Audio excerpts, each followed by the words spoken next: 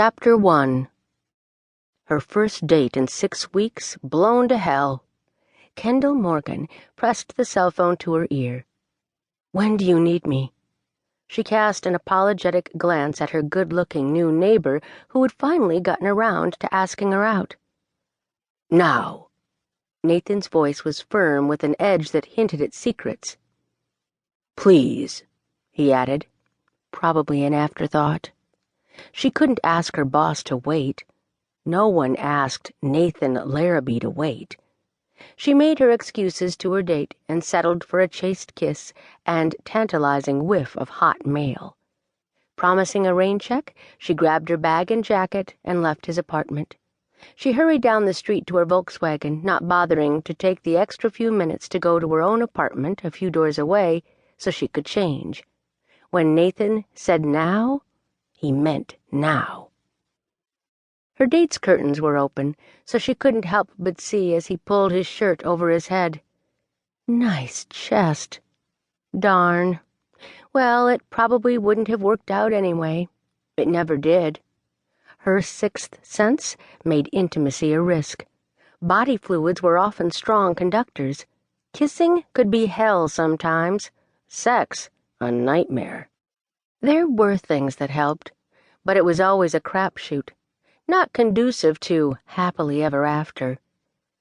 A car eased away from the curb, distracting her. It didn't belong to any of her neighbors. She knew most of the people on the street. With the exception of her and the new guy, everyone else was old. She'd seen the vehicle a couple of times before. It was big and dark, like the ones Nathan's bodyguards used.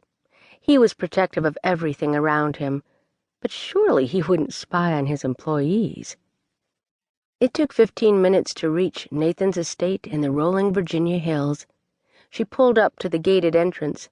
The guard, a man with more muscles in his neck than Kendall had in her whole body, nodded once and let her in. The entire estate was surrounded by an iron fence that would have done justice to a maximum security prison and protected by an extensive surveillance system. After the mile-long drive in from the gate, she parked in front of the mansion and started up the steps. Nathan met her at the door wearing a suit that probably cost as much as her apartment. His light brown hair was cropped close and, as usual, his handsome face tense. In the months she had worked for him, he never laughed, rarely smiled. He was all mystery and no clues. If she wasn't so busy working on his relics, she'd turn her talents to decoding him. He raked her over once with dark, smoky eyes. "Hope I didn't interrupt anything important." "Just a date." Since she had started working for him, she hadn't had one that he hadn't interrupted. Maybe he was spying on her. "My apologies." A muscle twitched in his jaw. He hadn't shaved, and the faint shadow made him look sexy. He escorted her inside, through the elaborate atrium that led to his library, which was adorned with first editions, priceless historical documents, and rare art. If Aunt Edna got a glimpse of this place, she'd be hearing wedding bells. Maybe that would stop the barrage of personal ads Kendall had been getting since her aunt discovered email. 2 men on Nathan's technical security team were just leaving the room. Fergus stood behind them, his face worried. "Trace the data security breach," one of the men said. Nathan pushed back his sleeve and looked at his watch. Not a Rolex, as Kendall would have expected, but silver on a worn leather band. "Meet me back here in 2 hours with an update." The 2 men left, and Nathan motioned Kendall inside.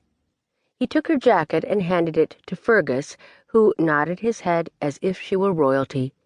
Every inch the proper butler. "Miss Kendall, I hope you're well." "Yes, Fergus, thank you." "Lovely dress. Were you at dinner?" He glanced briefly at Nathan, and Kendall thought she saw the barest hint of a frown. He probably realized Nathan had interrupted her meal. Sometimes she wondered if Fergus had his own sixth sense. He seemed to know everything. A good trait for a butler, she supposed. "Yes, I had dinner."